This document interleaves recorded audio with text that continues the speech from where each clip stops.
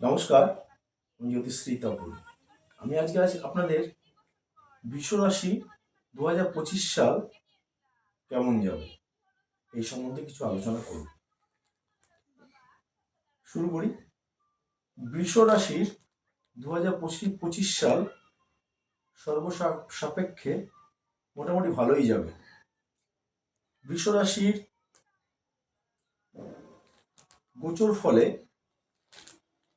আপনার 29 মার্চ 15 চৈত্র রাত্রি 9:44 শনি কুম্ভ রাশি থেকে মীন রাশিতে প্রবেশ করবে এবং রাহু আপনার মীন রাশি থেকে কুম্ভ রাশিতে প্রবেশ করবে এবং কেতু সিংহ রাশিতে প্রবেশ করবে। অর্থাৎ বৃষ রাশির চতুর্থে কেতু এবং দশমে রাহু এবং একাদশে শনি যখন থাকবে তখন বৃষ রাশির ইনকাম অফ সোর্স সেগুলো কিন্তু বৃদ্ধি পাবে। শনি একাদশে এবং রাহু দশমে থাকার জন্যে তাদেরকে ফাটকা উপার্জন দেবে এবং বৃহস্পতি যখন কর্কট রাশিতে গমন করবে, অর্থাৎ বৃষ রাশির তৃতীয়ায় যখন গমন করবে, তখন কিন্তু বৃষ রাশির জাতক বা জাতিকাকে প্রচুর ব্যবসায়িক এবং যে কোনো অন্য কোনো সাইডের বড় বড় যোগাযোগগুলো দেবে। এই বৃষ রাশির দশমে যখন রাহু থাকবে প্রচুর ফাটকা তো দেবেই এবং একাদশে শনি থাকবে, তখন কিন্তু এই রাশির প্রচুর ইনকাম বাড়বে এবং এদের যে আউটসাইডে যদি বাইরে কোনো বিজনেস থাকে সেই বিজনেস কিন্তু খুব ভালো চলবে।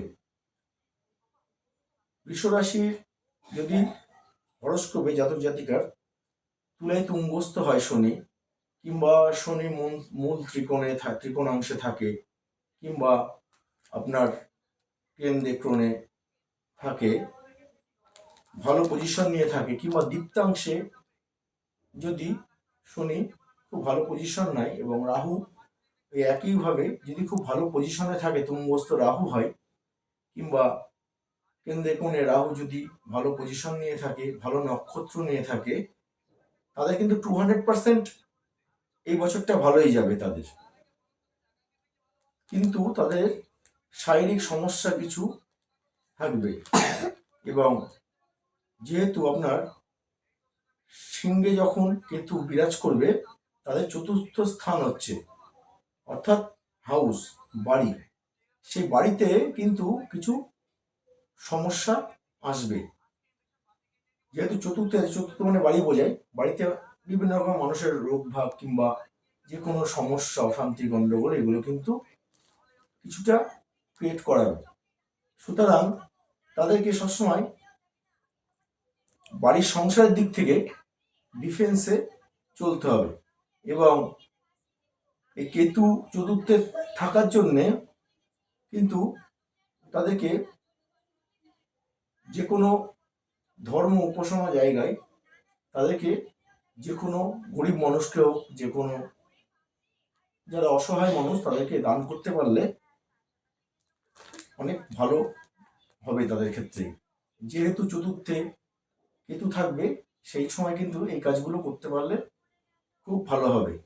এবং আপনার বৃহস্পতি যদি হরস্কোপেও যদি ভালো পজিশনে থাকে, তুঙ্গস্থ থাকে, কিংবা ভালো ঘরে ভালো নক্ষত্র নিয়ে অবস্থান করে, সেক্ষেত্রে যখন বৃহস্পতির ট্রানজ্যাকশন হবে, অর্থাৎ কর্কটে যখন যাবে, তখন তাদের 200% ভালো হতে বাধ্য, তাদের হবেই।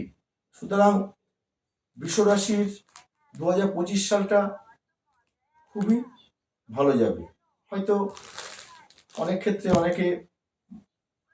অনেকের সমস্যা হতে পারে। সমস্যা বলতে দেখা গেলো হরস্কোপে তাদের দশা খারাপ চলছে। আমি তো গোচর ভিত্তিক বিষয়টা আপনাদের বললাম যে ভালো পজিশন আসছে, কিন্তু দেখা গেলো দশা তাদের খুব খারাপ চলছে, খুব দেখা গেলো বাজে দশা চলছে, মানে গ্রহের অবস্থান খুব একটা হরস্কোপে ভালো নেই, সেই গ্রহের দশা কিংবা অন্তর্দশা চলছে, সেক্ষেত্রে কিন্তু পুরোপুরি রেজাল্ট কিন্তু দেবে না। হয়তো দেবে হয়তো 50% রেজাল্ট দেবে, কিন্তু 50% রেজাল্ট দেবে না। কিন্তু যদি হরস্কোপে যদি দশা খুব ভালো চলে, কিংবা শনি যদি খুব ভালো পজিশনে থাকে, রাহু যদি খুব ভালো পজিশনে থাকে, বৃহস্পতি যদি খুব ভালো পজিশনে থাকে, তাদেরকে কিন্তু এই বছর উন্নতি কেউ আটকাতে পারবে না, তাদের 200% উন্নতি হবেই। সুতরাং বৃহস্পতি যখন তৃতীয়ায় আপনাদের যাবে, আর একটা কথা বলি, বৃহস্পতি যখন তৃতীয়ায় আপনাদের যাবে, অর্থাৎ কর্কটে যখন যাবে, তখন কিন্তু যাদের বিবাহ হয়নি তাদের কিন্তু বিবাহের যোগাযোগ কিন্তু দেবে, এবং সেই টাইমে কিন্তু বিবাহটা করাবে। সুতরাং আপনাদের বৃষরাশি নিয়ে আমি সংক্ষেপে যেটুকুনি বললাম। আগামী ভিডিওতে আমি আপনাদের আরো অন্যান্য রাশি সম্বন্ধে বলবো। যদি আপনাদের ভিডিওটি ভালো লেগে থাকে তাহলে আমার পাশে আপনারা থাকবেন, সাবস্ক্রাইব করবেন, লাইক শেয়ার কমেন্ট করবেন। কমেন্ট বক্সে যদি কিছু বলার থাকে কমেন্ট বক্সে বলবেন। আজকের মতো এই পর্যন্ত, নমস্কার।